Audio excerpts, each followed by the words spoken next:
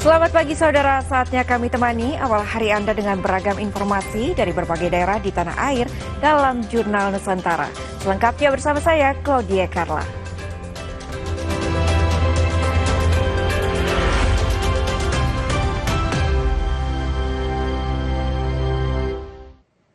Melalui informasi pagi ini di Jurnal Nusantara Saudara, kebakaran melanda stasiun pengisian LPG di Cimuning, Kecamatan Mustika Jaya, Bekasi, Jawa Barat pada Rabu malam. Kobaran api terlihat membumbung tinggi dari area stasiun pengisian LPG. Sejumlah unit pemadam kebakaran telah dikerahkan ke lokasi untuk memadamkan api. Belum diketahui penyebab kebakaran hingga saat ini api belum bisa dipadamkan.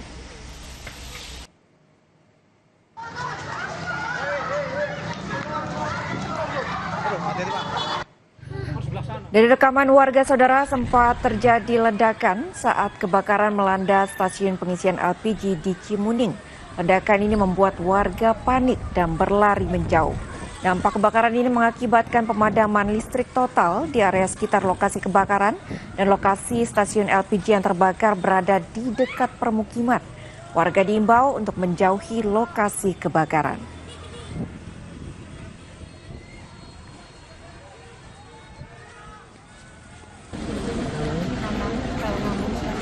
Terkait kebakaran yang terjadi di Cimuning, Kecamatan Mustika Jaya, Bekasi, Pertamina Patra Niaga memastikan tak ganggu pasokan LPG. Pertamina Patra Niaga menambahkan pihaknya bertanggung jawab atas insiden ini, terutama kepada para korban dan warga terdampak.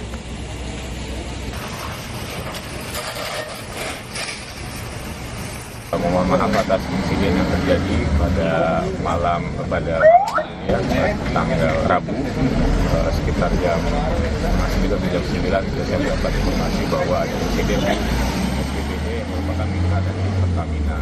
Yang pasti kami tadi sudah berkoordinasi dengan pihak SPBD bahwa untuk penanganan pasca insiden ini, terutama untuk pertama korban yang terdampak, lalu juga warga sekitar yang terdampak, ada rumah yang terdampak, itu akan bertanggung jawab penuh. Dan yang pasti kepada warga yang terdampak, korban yang terdampak, kita akan melakukan penanganan medisnya dengan terbaik. Gempa bumi berkekuatan magnitudo 7,6 terdeteksi di Bitung, Sulawesi Utara pada pukul 5:48 waktu Indonesia Barat. BMKG mengeluarkan peringatan dini tsunami di sejumlah wilayah. Pusat gempa magnitudo 7,6, 129 km arah tenggara Bitung, Sulawesi Utara terdeteksi di kedalaman 62 km. Koordinat lokasi gempa berada di 1,25 Lintang Utara dan 126,27 Bujur Timur.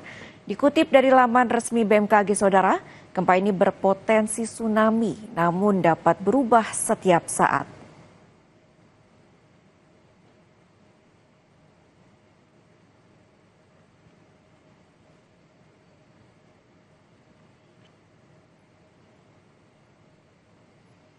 Evakuasi lokomotif KA Ciremai relasi Semarang-Bandung di Cikalongwetan, Kabupaten Bandung Barat akhirnya berhasil setelah proses panjang selama lebih dari 8 jam.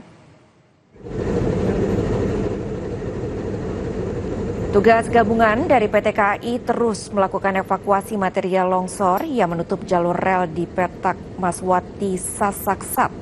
Longsor terjadi Rabu sore setelah hujan deras mengguyur kawasan tersebut dan menyebabkan lokomotif KA Ciremai anjlok.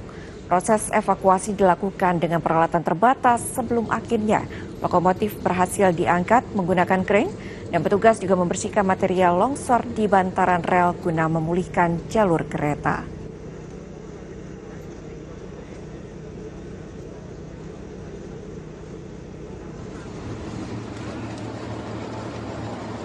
Sebelumnya, saudara, kereta Ciremai relasi Semarang-Tawang-Bandung terjebak longsor di petak Jalan Maswati Saksaat, Kabupaten Bandung Barat pada Rabu siang. KAI Daup 2 memastikan seluruh penumpang dalam keadaan selamat. Sejumlah perjalanan kereta api yang melintas di jalur Jakarta-Bandung mengalami hambatan. Petugas prasarana dan sarana KAI tengah melakukan penanganan, termasuk evakuasi rangkaian dan pembersihan jalur dari material longsor.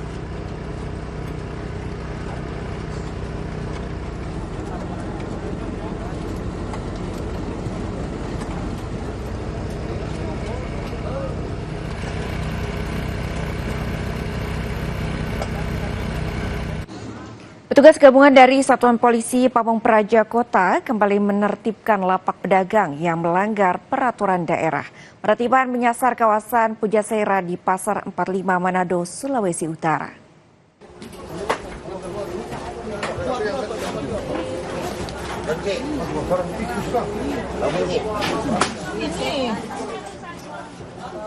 Puluhan petugas dari Satuan Polisi Pamong Praja mendatangi kawasan Pujasera Kompleks Pasar 45 Kota Manado Selasa pagi. Penertiban lapak pedagang dinilai melanggar peraturan daerah.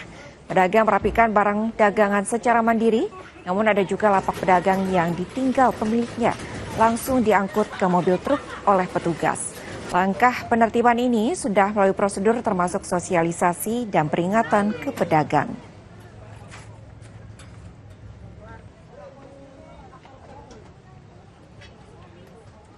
Tentang adanya permintaan dari PD Pasar, yaitu aset pemerintah kota yang diolah dari PD Pasar, pengelolaan PD Pasar untuk pengosongan, dan ada pun barang yang dititipkan, ada usaha-usaha yang berkembang di Pujasera kami tertibkan.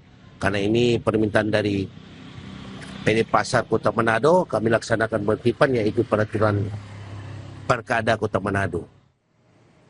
Persoalan kerusakan infrastruktur di Kota Medan menjadi sorotan warga. Seperti apa Pemkot dan Legislatif menangani persoalan ini? Kita simak perbincangannya di Jurnal Nusantara usai jeda.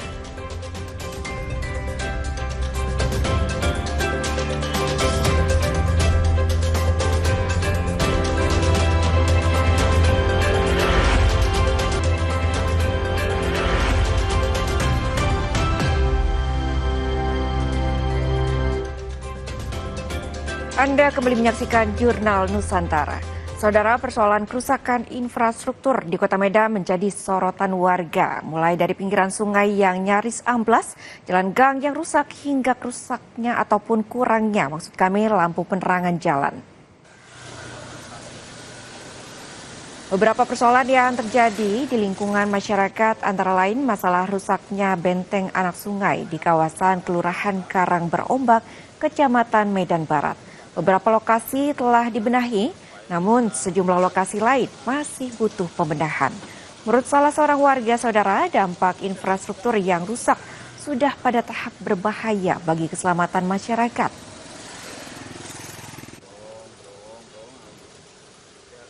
Bahwa beberapa titik dinding yang ada di pinggir sungai ini sudah mengalami abrasi, ya, sehingga menyebabkan beberapa titik yang menjadi longsor. Nah, ini di dekat kita ini, pertama pohon ini sudah miring.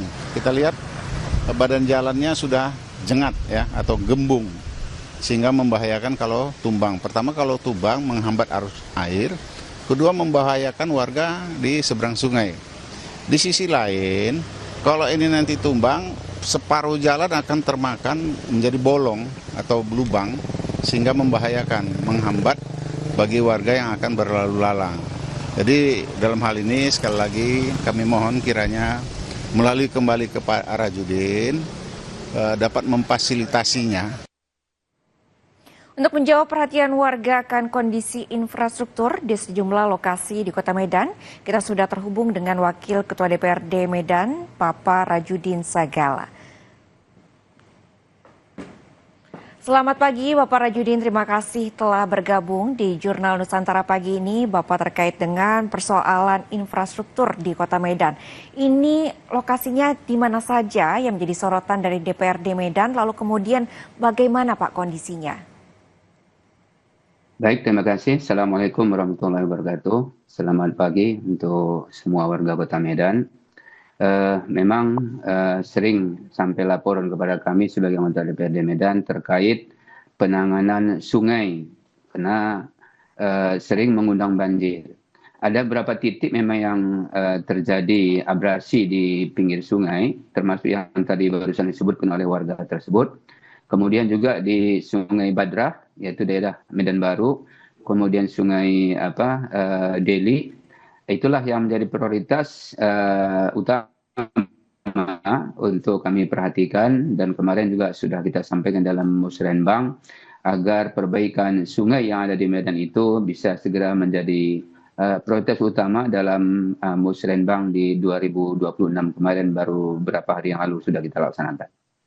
Baik Pak Rajudin, tadi disebutkan ada sejumlah permasalahan infrastruktur terutama di area kawasan sungai, lalu kemudian di sana bagaimana sih Pak kondisinya, sehingga apakah juga sudah membahayakan bagi warga sekitar? Iya betul, ketika banjir melanda Sumatera termasuk Kota Medan, itu juga banyak sungai itu yang bisa mengundang musibah. Maka warga di sekitar bantaran sungai tersebut itu kita sampaikan informasi untuk berhati-hati. Kemudian kita juga terus melakukan perbaikan melalui dinas terkait, terutama PU dan Perkim.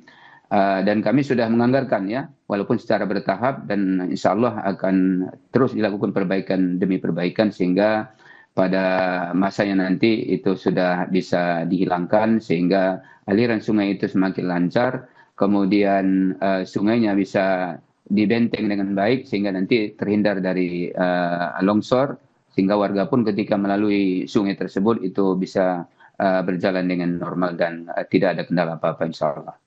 Baik, sejumlah perbaikan telah dilakukan secara bertahap Bapak, lalu kemudian selama ini ataupun sejauh ini Pak, apakah ada keluhan dari warga yang disampaikan langsung kepada DPRD Medan? Ya tentu ya, karena Medan ini merupakan kota ketiga terpadat penduduknya di Indonesia setelah Jakarta, Surabaya itu Medan. Bahkan di Sumatera tentu Medan adalah penduduk yang terbesar, lebih dari 2,5 juta penduduknya. Tentu keluhan warga beragam ya, terutama memang terkait infrastruktur, terkait banjir, kemudian perbaikan drainase, kemudian juga jalan, dan juga termasuk masalah penerangan jalan. Ya, itu yang paling sering kami terima, dan kita tentu sebagai wakil rakyat selalu menerima keluhan warga tersebut dan menyampaikan kepada pihak Pemko agar segera teratasi dengan baik.